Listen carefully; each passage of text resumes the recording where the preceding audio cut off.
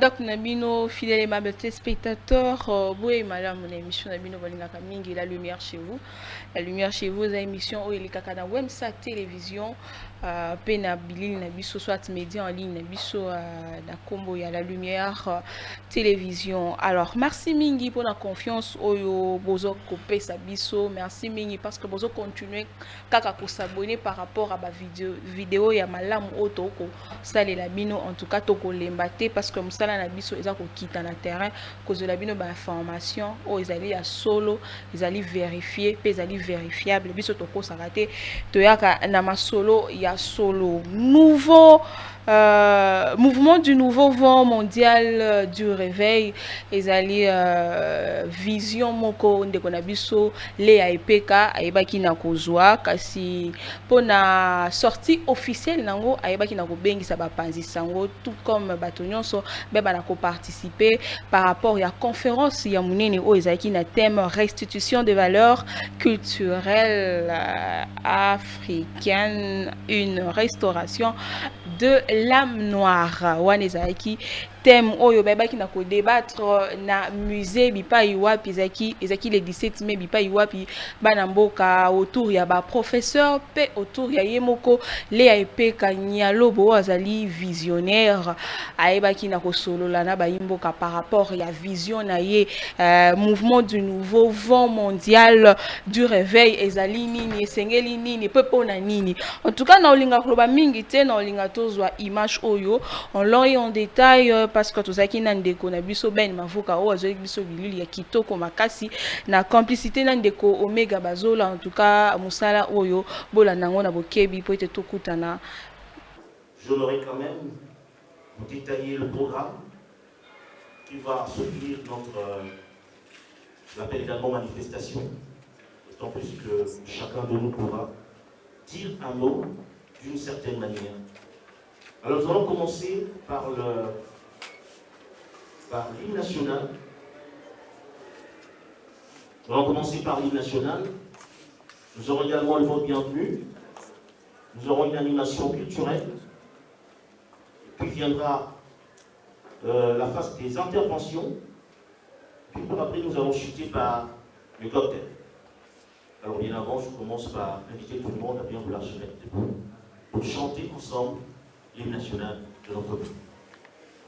Par les sorts unis dans le fort pour l'indépendance, restons enfants, longtemps courbés, et pour les bons, prenons le plus bel élan, dans la paix, plus beau qu'avant, dans la paix, citoyen. Anthony, dans le credo de notre souveraineté, Congo, dans pays, du sacré de l'immortel. Ça c'est dangereux quand même, non?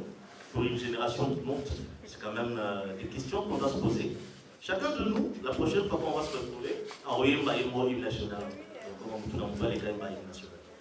Bon, allez, merci, c'était juste une parenthèse pour aider également l'assistance.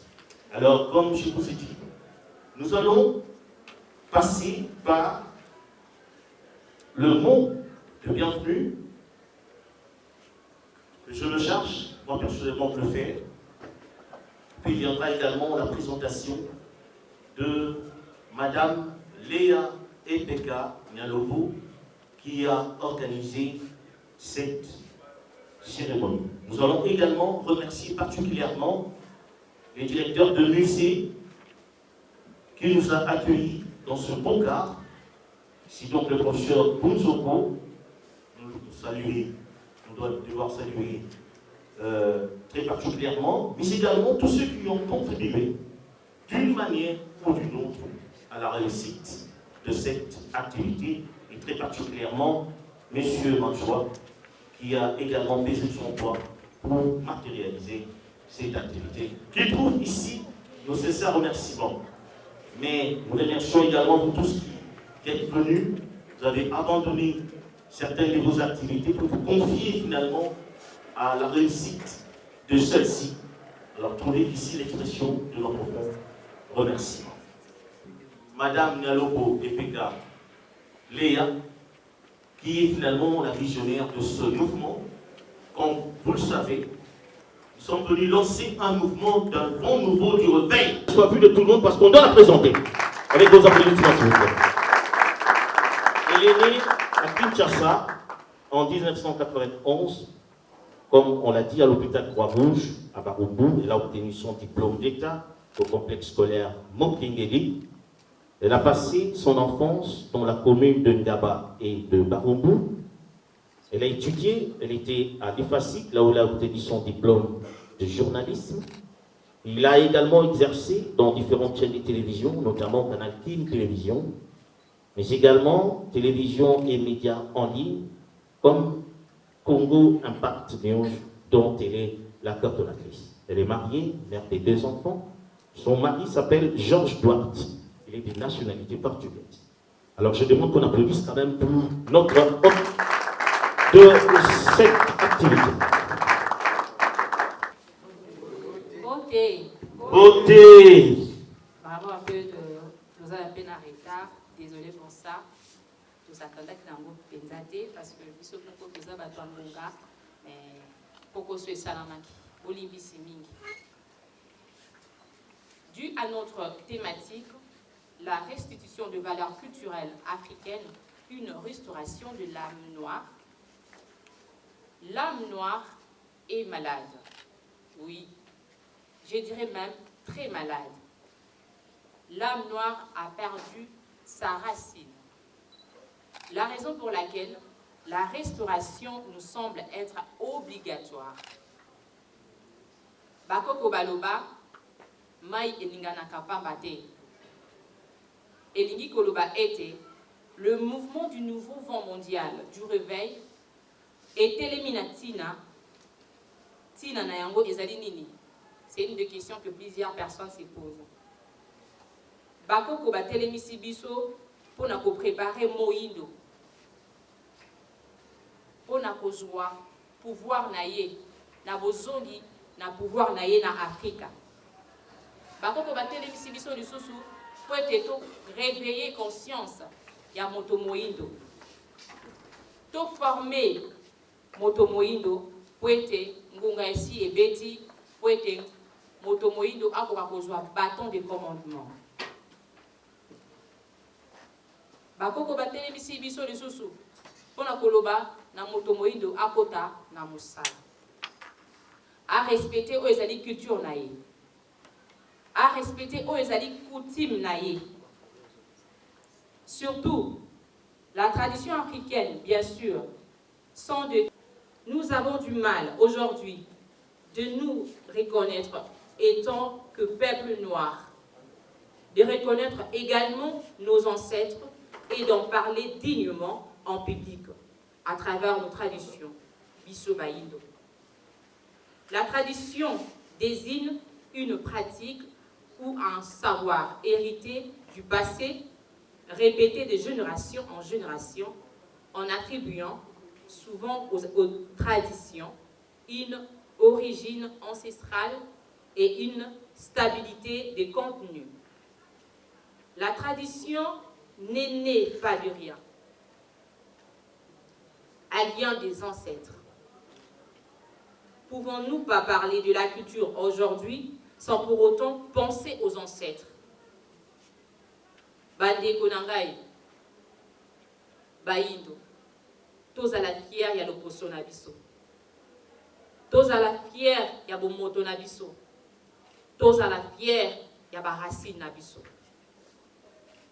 Et sengeli moto na moto ayeba histoire, ya bakoko na ye, pe koza la fière na yango de génération en génération comme nous voyons ailleurs. L'Assemblée, permettez-moi vous dire, nous ne connaissons pas et nous ne détenons pas notre propre histoire en 80%, tout ça dû à l'ignorance. Une urgence s'oppose pour sauver l'humanité en général et l'Afrique en particulier, en voie de disparition. Et Sengeli Koyeba, la tradition en une valeur pour notre vie.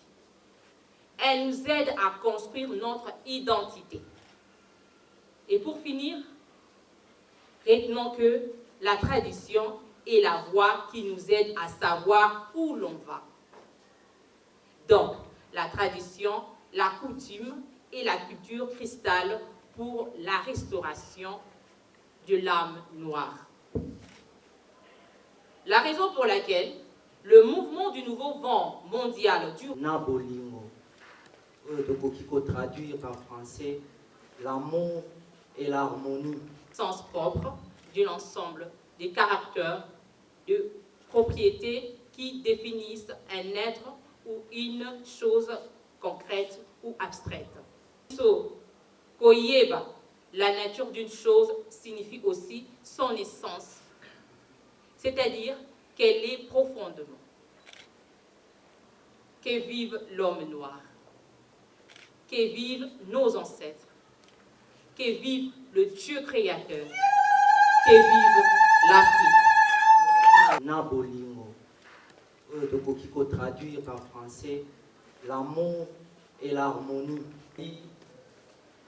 Lisanga oyo eye kopesa biso biyano par rapport à ma préoccupation na biso oyo tozalaka na yango. Lelo l'homme noir abosani nyonso, l'homme noir akoma lokola fulu aponaka lisusu salite te. L'homme noir a perdre identité, a perdre bon motonaï. La raison pour laquelle le mouvement Nabiso est éliminé na kusangisa ba panafricaniste nyonso baike bana ya bakoko nyonso ezala biso ba personne morale ezala pe ba personne physique.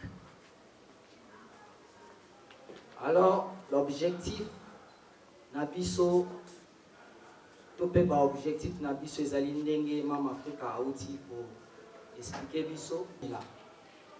Suite à colonisation, suite à déracina biso, suite à aliénation, lelo moindo amindi melaka lisusu te.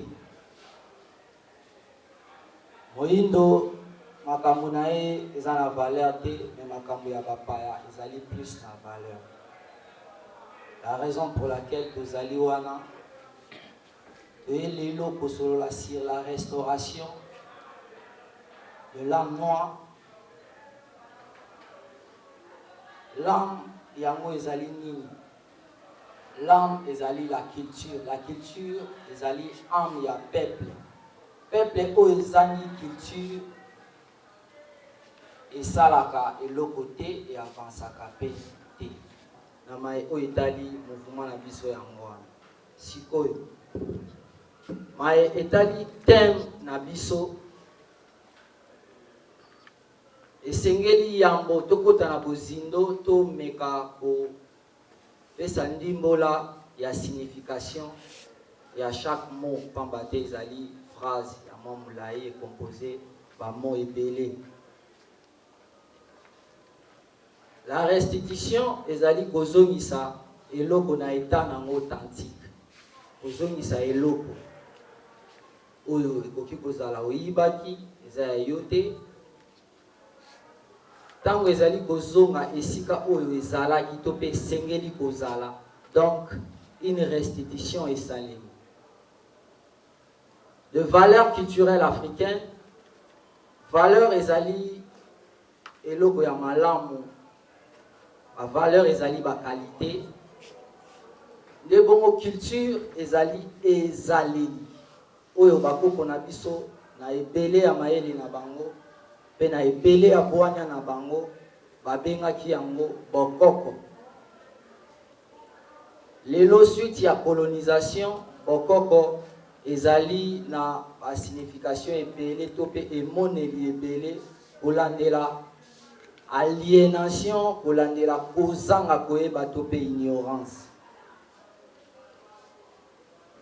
Na ekomeli na biso bakoko bazalaki kosalela ba article o bazako sangisa na mo ndakisa pour désigner ezaleli ya nyama bakoko bazalaki koloba bonyama. Donc bonyama ezali ezaleli ya nyama, bomoto ezaleli ya moto, bokoko ezaleli ya koko na biso.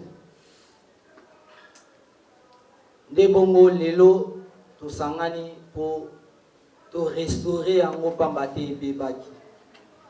Ezaleli na biso lelo tozala na courage ya kozala fier ya kosalela bokoko pamba te ezali na motu ya makasi pe signification très très noble. Manifestation ya mibale ezali art to pe koyeba mosala. Manifestation ya misato ezali bongo la technique, méthode, système oyo bakoko bazalaki kobenga kimbaku la sagesse mais kimbaku ya mosala. Donc ba système nini okoki ko-instaurer ezala na régime ya mboka mobimba, ezala na régime ya libota na yo. Nde bongo na kati ya langage ezali na makambo ebe alizalaki soki bayoki bayindo basangani na kombo ya bakoko tokozala na problème oyo eza série ndenge tovandi boye kolandisama ete ntango na biso eza ya kokoka toremercie bino la présence na bino botiki baactivité en tant que moko na lelo eza férié mais quand même pour répondre na invitation pour la conférence pour ngai na kombo ya lando ya la machwa na botami na tata yala nzama bwana na Luvila Kinzinga naza mwana et puis na lisungi ya mama Mbongo Ngodi Pantsu na Luvila Matama Kongo naza mokuti toye kolobela likambo ya kibumuntu ya moyindu eloko nyonso na mokili soki olingi oyeba esengeli koconsulte bawe babandaki likambo wana liboso na yo. Cela veut dire mokili ndenge ezotambwisama boye biso tokomisa bawei binemi na biso ki mutu aza initié te na likambo moko songolo pakala akoyeba pe valeur ya likambo wana te. Esengeli moto azala initié et puis ete ayeba amiyeba et puis ayeba ba valeur ya biloko azala. Lelo tokomona bato bazoko s'intéresser beaucoup plus na continent na biso. Cela veut dire ba race mosusu to bandeko na biso mosusu ito zana bango tam sur le poso ndenge moko te mais baza convier oyo ezali Afrique pe précisément boka na biso ko. Mais biso moko to zana kati awa tozo négliger Congo. Biso moko to zana kati awa tozo préférer kotika Congo pour kende ailleurs. En même temps bandeko mosusu bazo uta libanda bazo ko s'enrichir na kati ya Congo. Nini esengeli na biso tomiyeba esengeli na biso tozonga esengeli na biso toyekola nini toyekola oyo ezali bokoko na biso lolenge tosimami awa moto na moto aza na suksi na ye oyo awuti mais soki lelo tobandi kotuna moto na moto atanga esika oyo ete awuta to village natal na ye tomona mosusu alobaka nga na botama na Kinshasa na bunga na nga nzela milimo eza ya kosilika c'est pour ça tozomona basouffrance makambo eza ebele oye te to ko se maintenir te. Et c'est que na biso toyeba mai elingi nini to basala mangoni. Et c'est que na biso toyeba zamba utilité na ezali nini. Et c'est que na biso toyeba mabele oyo tata pesa biso utilité na ezali nini. Donc parcelle familiale ndakisa monoko bapaya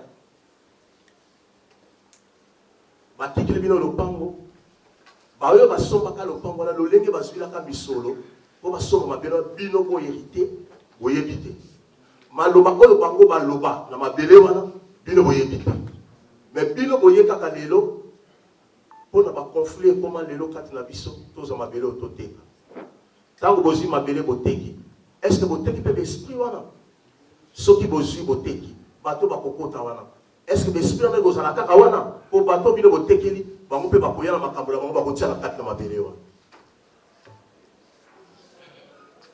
ndeti lelo tozomona lelo bapakistanais bendie balibanais basombi bamabele oyo ekomi ya bango ntango bango bakomi koherite bamabele wana toyeba yango bango mpe bakoya na likulu na bango bakotia yango na kati ya mabele wana po eprotéger bango. Alors tant bango baye na oya bango na Kongo ya kati na mboka ya Kinshasa na oyo ezali ya biso tareba toyeba yango te tokomisi bango na bitumba. Alors bitumba ya banzoko matiti mona kapasi banzoko eza esprit wana matisi eza banani eza biso eza na esprit ebele ezo waya ezo telengana ezangi esika ya kokote vanda eza na esprit ebele oyo ete bazala biloko ndenge lelo tozolela mpona nini pasi tozoyeba te suksi ya makambo euti nde ya solo na bokoko na biso oyo tozonéglige oyo tozobwaka moye baya baya kopesa biso yango lisusu eza te po kibomutu na biso eza lisusu malamu te tokanisa na biso te ke ndenge tozolela pasi oyo ekosila na mayele oyo oyo tozokanisa ke tozwa kuna tokende botoza botoya non ekosengela na biso tozonga ndenge elobaki ntimba ndolaki mpavita na mbanza Kongo futuka mfana mpambo uvidila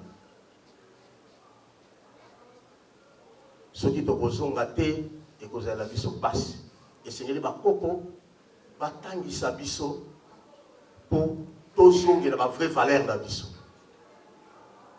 ndenge totambwisaka mokili ndenge barespectaka biso ndenge totambwisaka makambo nyonso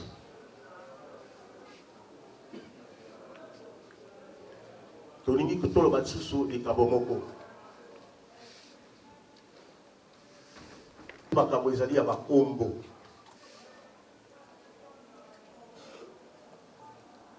en tout cas ekozala biso malamu mingi soki tokomiyeba oyo biso tozali matondo mingi po tomonopoliser parole te bandeko base ebele baloba oyo esengeli bango matondo mingi. Merci beaucoup. On acclame quand même une restauration de l'âme noire.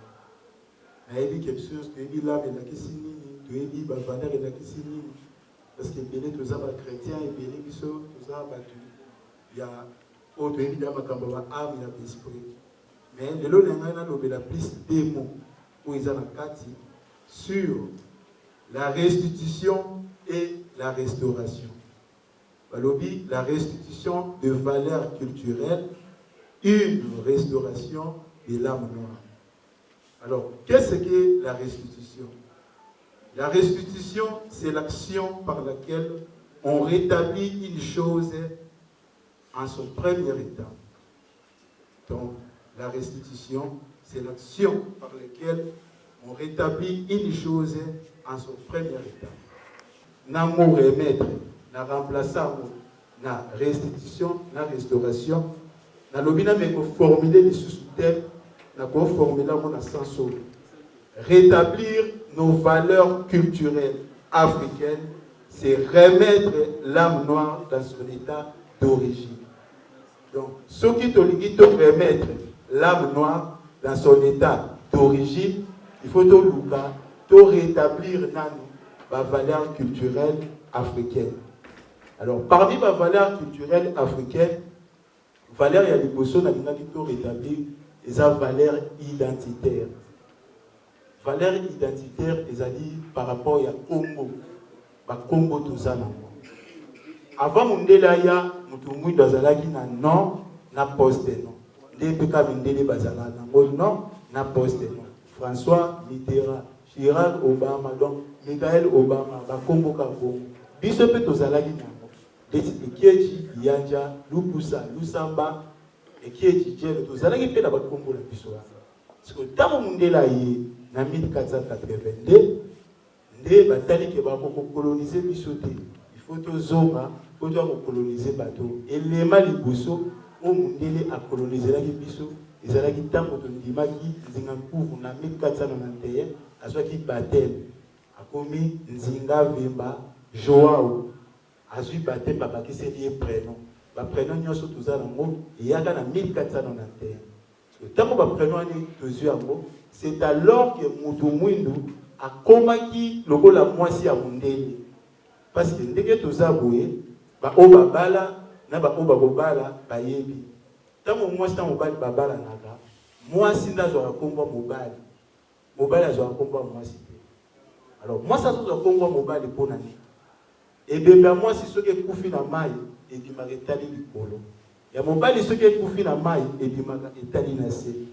Donc mobile ya za likolo moi si. Mobile nda domination moi si. Mobile nda bimaka sali makambo moi si aye. Sikoyo tangu Mindele tukutai na bango bazwi bakombo na biso te e ba pesi biso bakombo na bango yoko omona teke biso tokomi basi na bango yango okamwa te omona mutu azoyebisa yo oyebi teke fo Mindele nde ba décider yo yebi teke nde Mindele basalaka yo yebi teke Mindele nde so basali yo leka Mindele nde donc parce qu'en réalité oza lokola mwasi na et prénom et koloba kombo ezoya libuso kombo na yo soyi batuni yo kombo no nani to pesa ka nom te to pesa ka prénom oh tango pesa prénom Jansi Kelo Ubie Jirezi eza nani ezoyi banate mais tango batuni kombo na no pesi Ekiechi on peut vous situer que azamu de kolobolo à partir de kombo ba valeur ezali rataka ilamba o ya dit que batusuba ba chef coutumier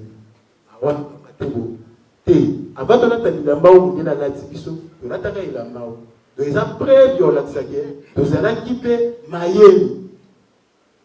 Donc, il va équiper pour ça les lamba. Donc, il faut tout réfléchir ensemble. Il faut tout zala, lisanga, il faut tout kanisa, ndeli to bosala. Tout ça, la biso va sembler, mais bato ba yebi ke bato ba souffrir. Bato ba souffrir. C'est le peuple qui est souffert, ma casse, collègue des peuple noir. Tout souffrir. Mais tout ça là, ils sont au Bolika, ils sont continuer à faire la souffrance ensemble pour comprendre ma campo politique, spiritualité, science et vie politique. Ma vie est comme l'ONU, est comme politique, est comme le roi, et le bani Bosso. Que est politique, il y a des bosso, science et amibale, aussi spiritualité, moitié longue souka té. Même le roi, l'époque, il y a Kalabanda consulté par prophète, avant ça, il a consulté prophète a passé l'idée par rapport à Mboka, alias a passé la politique, à l'élo les exécuter. Mais l'élo m'a cambossé les sous bon côté. Telle la conséquence autour dans le l'élo. Donc, tout le monde a raisonné, Masanga, Nabasi, Nani, Namouyi.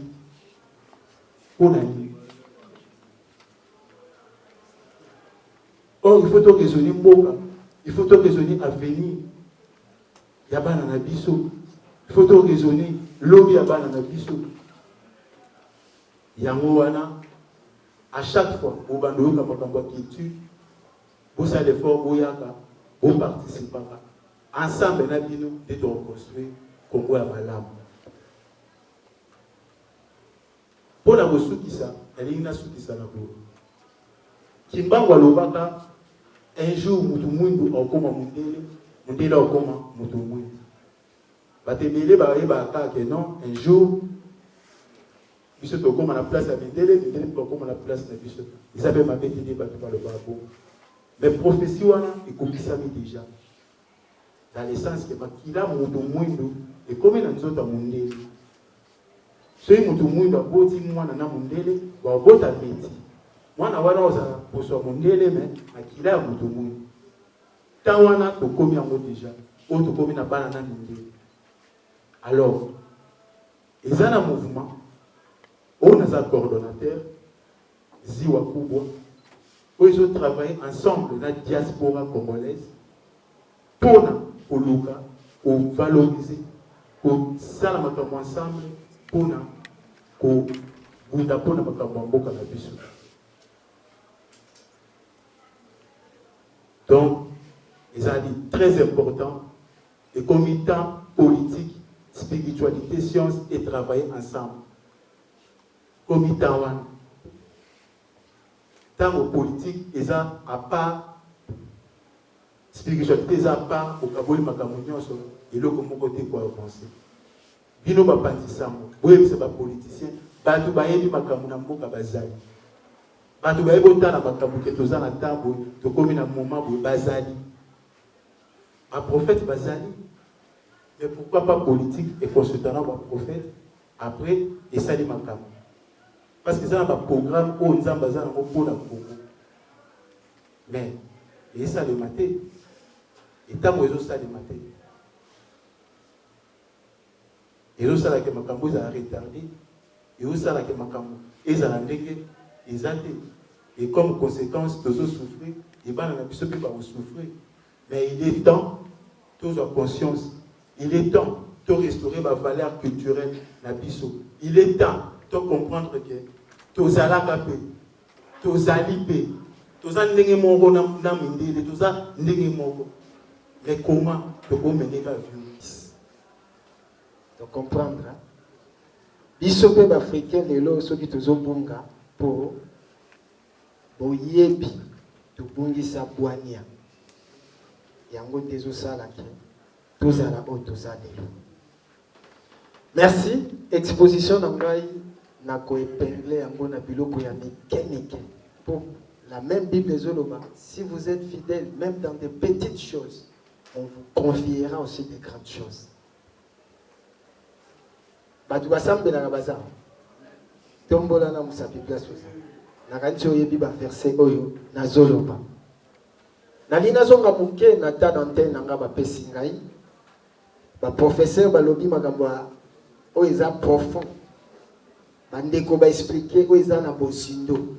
Mais esengeli to suka kana koyoka te. Makambo to yoki lelo po ya minene koya lisusu.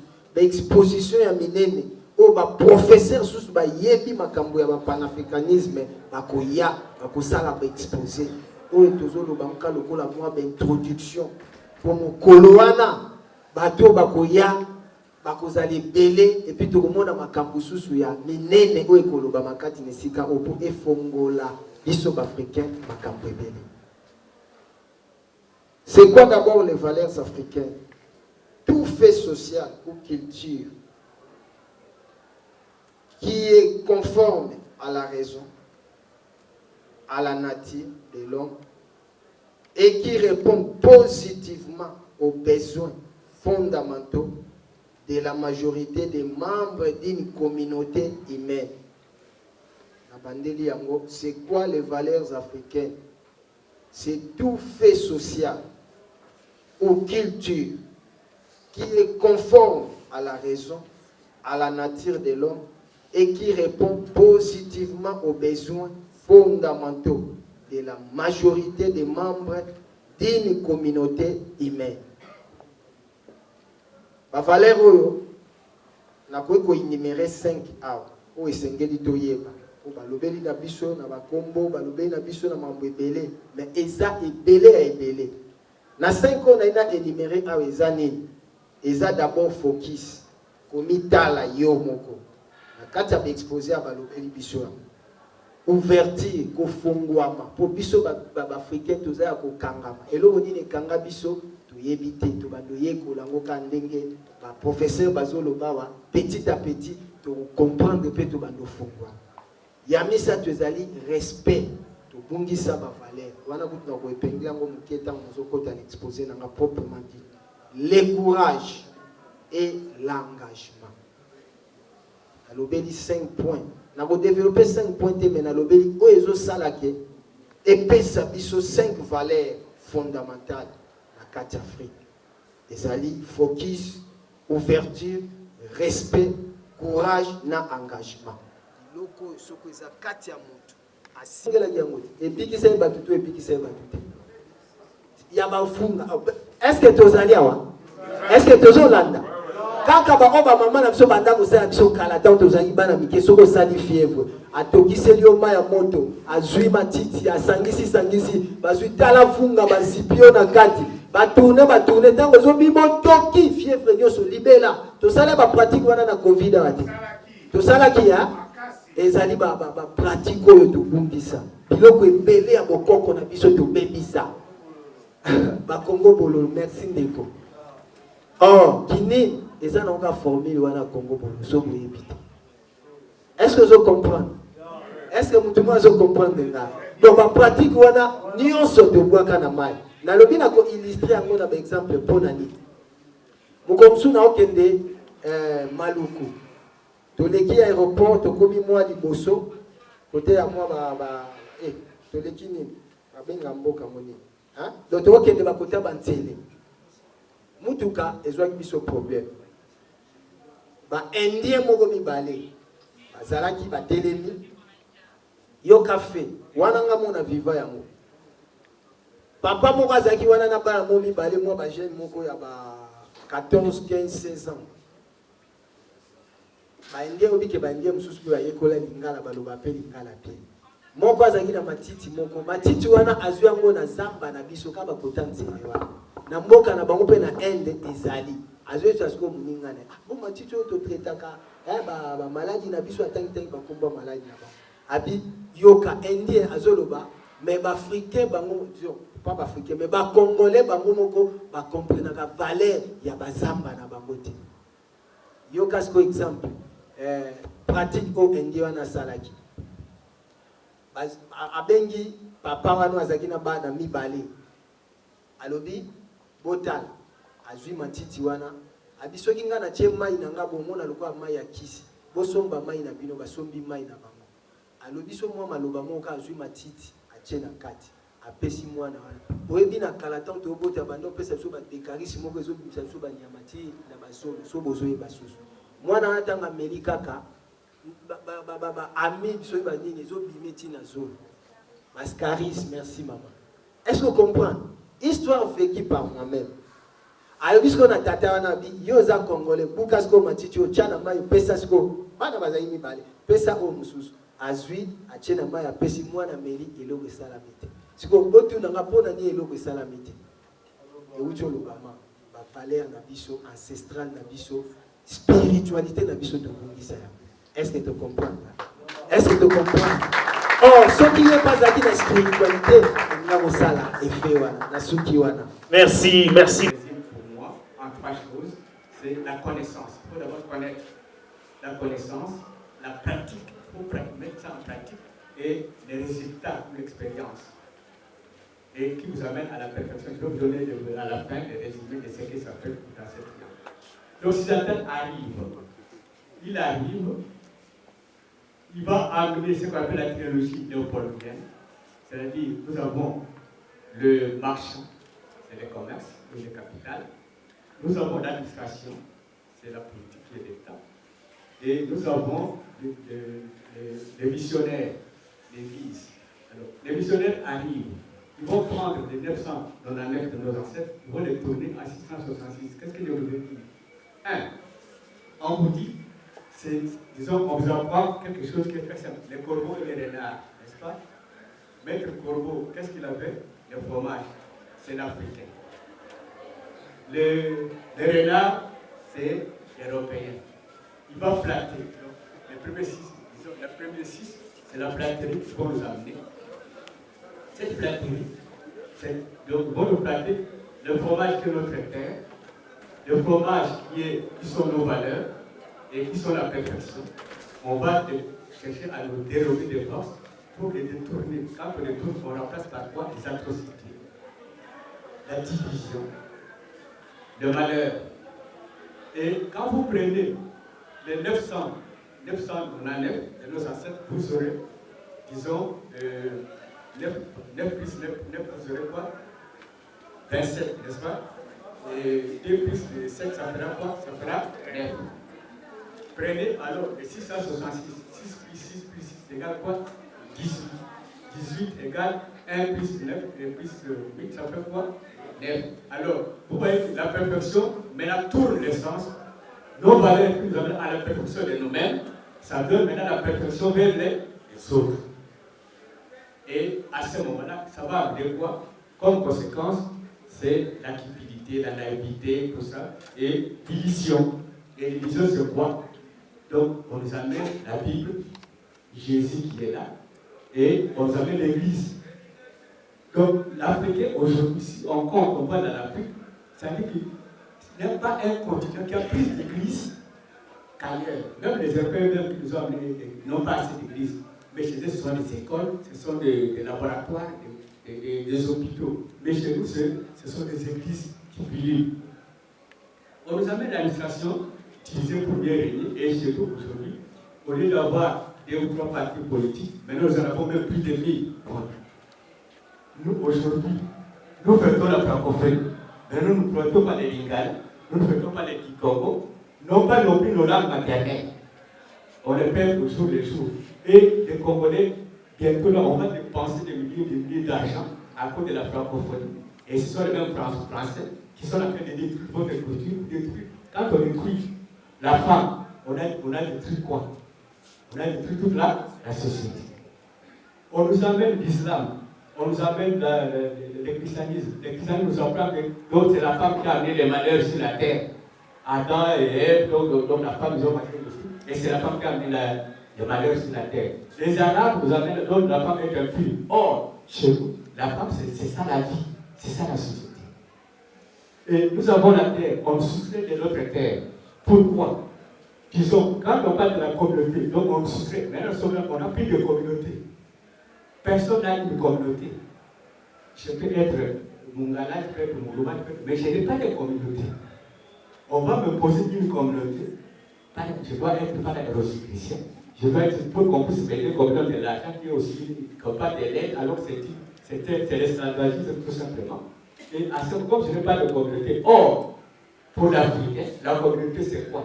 La communauté, ce sont les êtres vivants, les hommes, c'est nos rivières, c'est nos bêtes qui sont dedans, nos forêts, nos animaux, les oiseaux, tout ce qui est comme créature, c'est ça, nos ancêtres. Et donc c'est ça qui fait la communauté. Comme je vous disais que moi je vous amène, vous mettez A1, donc ancêtre. Troisième, vous mettez GT, donc génie tutélaire. 4, vous mettez un, esprit de la nature, ici, comme là.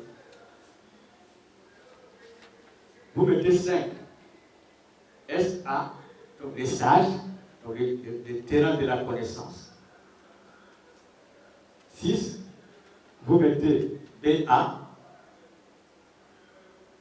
Les BA, c'est quoi? C'est le sous-sol, les sols et les sous-sols. Donc, les minéraux, toutes les richesses qui sont là-bas. BO, donc c'est les bois, tout ça, la savane, la forêt, tout ça. Et 8, donc 8, vous mettez AN, mais il faut ajouter AN, vous mettez AN2, pour ne pas confondre avec les autres. Voilà, vous comprendre que maman le peka asololi mingi ba professeur rebele kili bauti komona wana bangunza en tout cas ba beti li solo ndenge sengeli tozongela ba valeur na biso bokoko nyonso eza mabete bokoko eza kindo kite selon ndenge bauti koloba wana mingi ko banga rapete o te ngana osale la coutume te o boy na boy mama le epeka la kisi biso na ba professeur ba chercheur o bino mo mo na bilili nini eleki mingi kasi na lingaki na signaler likambo oyo ndeko na biso le epeka soki bolandi bien tina suka azalaki susu te na kati ya salle ndeko na biso yebaki na ko signaler biso que azwaki problème ya poison le epeka empoisonné toyebi te bakongomani tomilingi te to tokoluka nini ye pa lobi akotika te malgré poison malgré bakwak nyonso bakotyela ye liboso en tout cas mwana mboka na bolingwa mboka oyo aza nango alobi akolemba te parce que alobi que Jésus Christ ou rien wana ezali maloba le epeka alobi nayebisa population babanga te poison wana eleki nzambe te eleki pe bakoko te Nzambe akosunga ye. Merci mingi une équipe technique mobimba o ezalaki wana, merci à Omega Bazola, merci à Ben Mavoka ye mutu azwaki bilili wana oyo bouti komona pe bosepeli nango mingi tokutani malasima mais surtout bo s'abonner massivement la chaîne na bino. Bye.